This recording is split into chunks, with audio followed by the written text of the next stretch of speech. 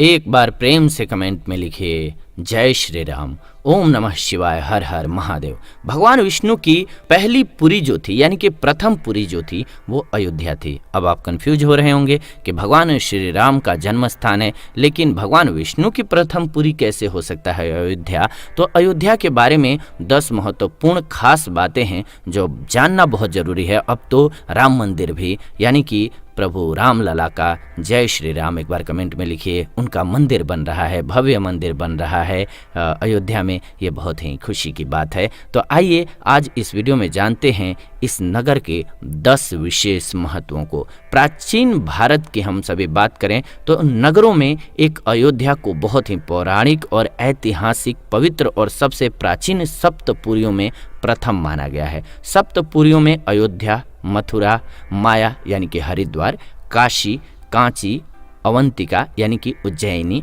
और द्वारका को शामिल किया गया है। सरयू नदी के तट पर बसे इस नगर को रामायण के अनुसार प्रथम धरतीपुत्र स्वयंभू मनु ने बसाया था। पौराणिक कथाओं के अनुसार ब्रह्मा से जब मनु ने अपने लिए एक नगर के निर्माण की बात कही तो वे उन्हें विष्णु जी के पास ले गए। विष्णु जी ने उन्हें अवध धाम में एक उपयुक्त स्थान बताया। विष्णु जी ने इस नगरी को बसाने के लिए ब्रह्मा तथा मनु के साथ देवशिल्पी विश्वकर्मा को भेज दिया। हालांकि इस नगर की रामायण के अनुसार विवस्वानी यानी कि सूर्य के पुत्र वैवस्वत मनु महाराज द्वारा स्थापित की गई थी।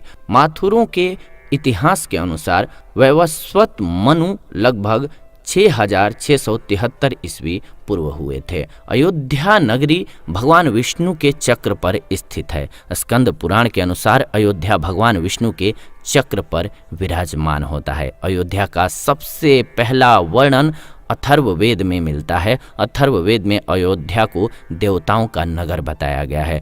अष्टचक्रा नवद्वारा देवानां पुरयोध्या।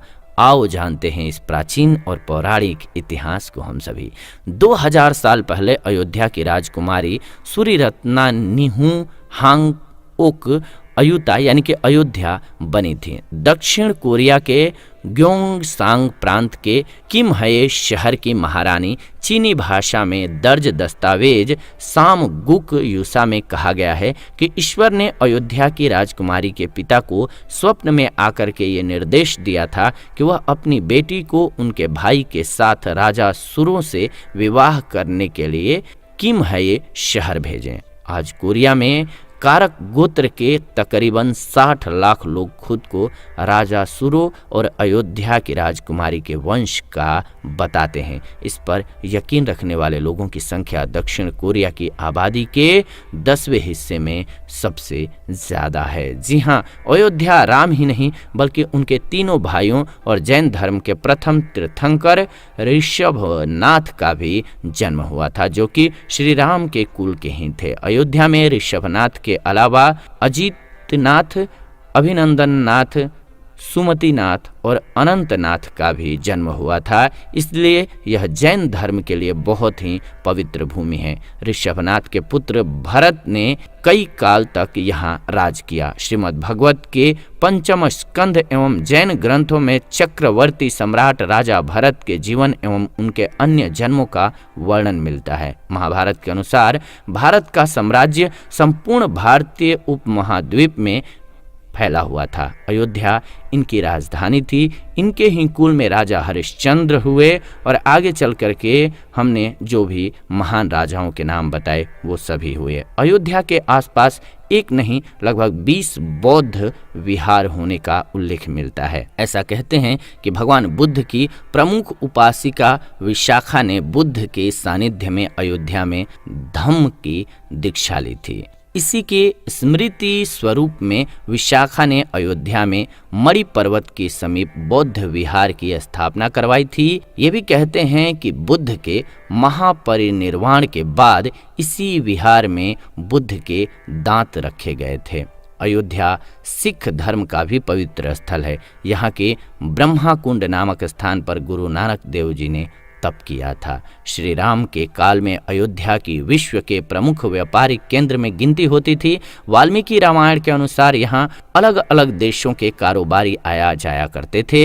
यहाँ महत्वपूर्ण प्रकार के शिल्प और अस्त्र शस्त्र बनते थे। ये हाथी घोड़े के कारोबार का भी केंद्र था।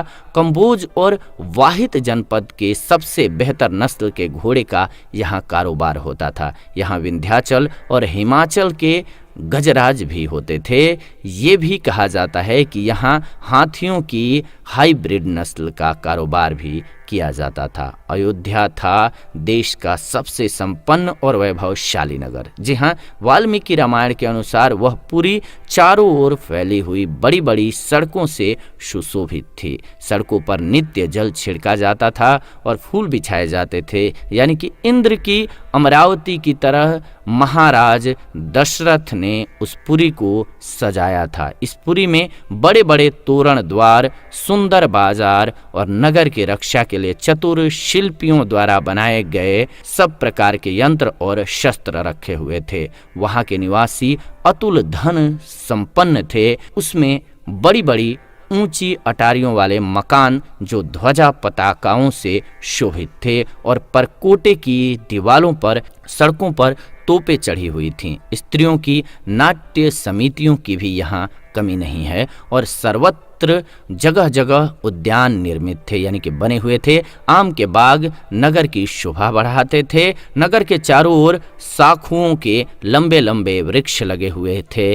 ये नगरी दुर्गम, किले और खाई से युक्त थी और उसे किसी प्रकार की शत्रुजन अपने हाथ नहीं लगा सकते थे। जिसकी रक्षा स्वयं भगवान श्री राम के वंशज भगवान श्री राम कर रहे थे और उनके खानदान के लोग कर रहे थे। तो इसीलिए बहुत ही पावन और पुण्य महत्व है। और चूंकि विष्णु भगवान के आदेश पर यह निर्मित हुआ था, इसलिए इसे प्रथम पुरी कहा जाता है भगवान विष्णु का।